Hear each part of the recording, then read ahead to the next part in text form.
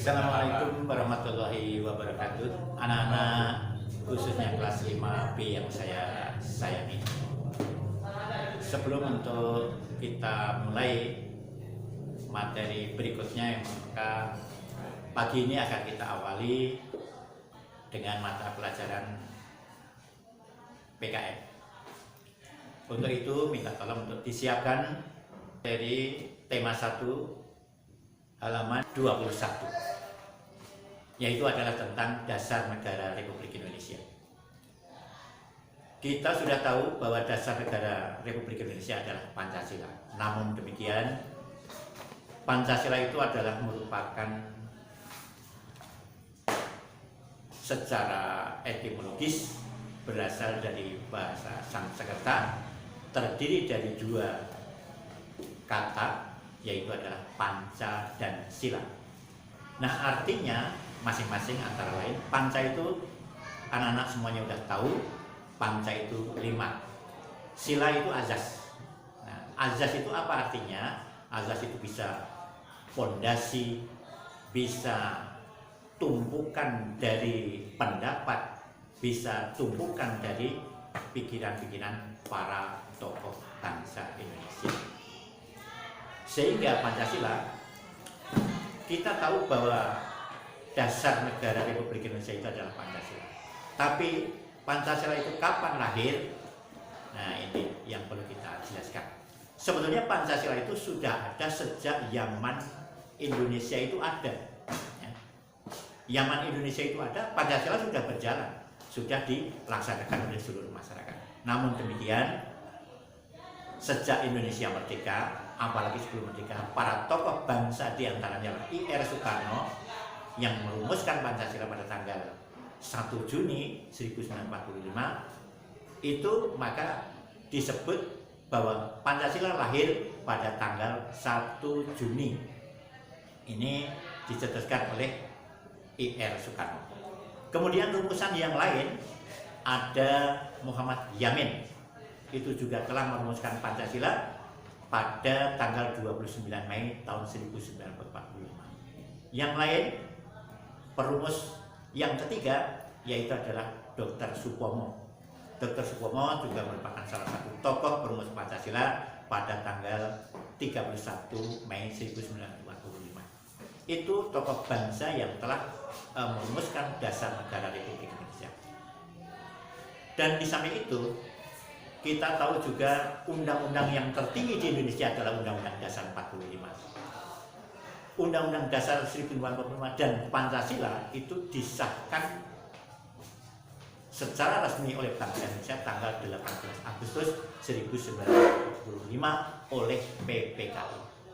Oleh karena itu, sampai saat sekarang ini Undang-Undang Dasar 45 merupakan undang-undang yang tertinggi di Indonesia. Pancasila merupakan dasar negara Republik Indonesia. Nah, bunyi Pancasila kalian semuanya sudah tahu. Dari sila-sila yang 1 sampai sila yang kelima semuanya udah hafal semuanya, apalagi kita selalu melaksanakan upacara setiap hari Senin. Nah, ini yang perlu untuk kita fahami dan kita amalkan, kita praktekkan di dalam kehidupan sehari-hari. Karena Pancasila 1 sebagai dasar negara Republik Indonesia, yang kedua Pancasila sebagai pedoman hidup bermasyarakat, yang ketiga Pancasila sebagai falsafah negara, Pancasila sebagai alat pemersatu bangsa, dan Pancasila juga sebagai sumber segala hukum negara Republik Indonesia. Ini adalah yang perlu kalian ketahui.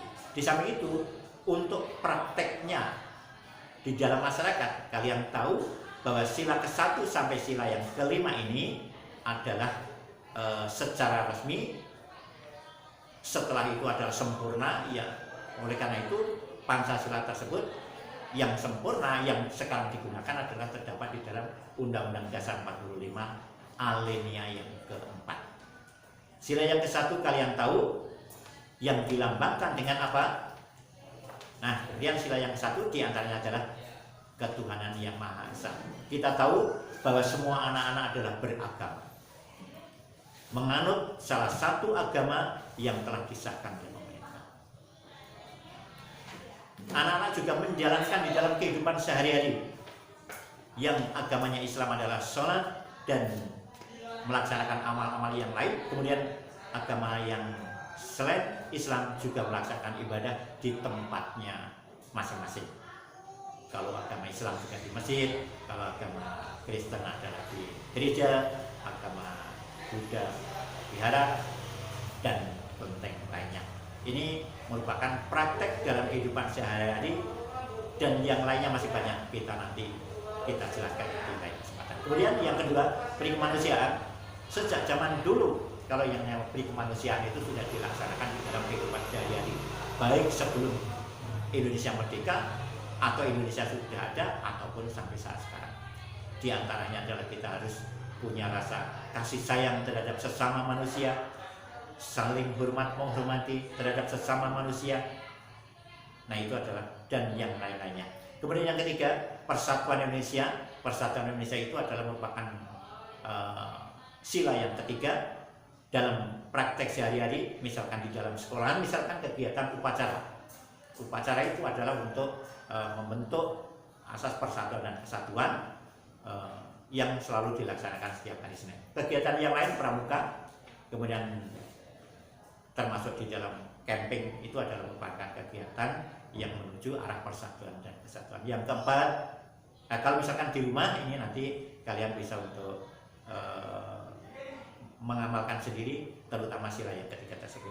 Di antaranya adalah supaya membentuk keluarga rukun, baik di keluarga maupun di masyarakat.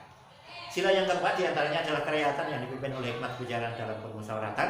Ini adalah bisa dilakukan atau prakteknya di dalam masyarakat maupun di rumah maupun di sekolah. Kalau di sekolah misalkan salah satu contoh yang sering kita atau kalian laksanakan di antaranya adalah untuk pemilihan ketua kelas. Salah satu contohnya.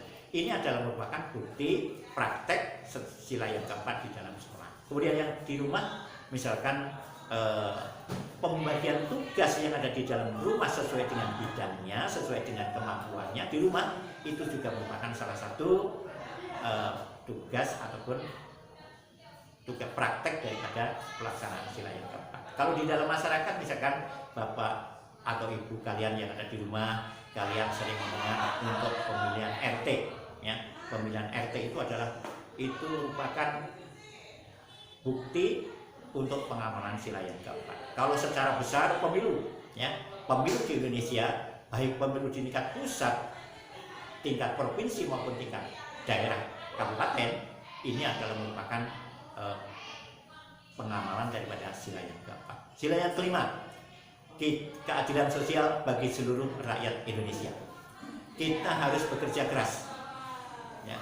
Kita harus bekerja keras untuk semuanya memenuhi kebutuhan hidup manusia. Itu dan yang lain-lainnya bisa kita temui di dalam masyarakat maupun di sekolah maupun di suatu negara, khususnya di negara Indonesia, bahwa sila yang kelima ini adalah kita perlu untuk hidup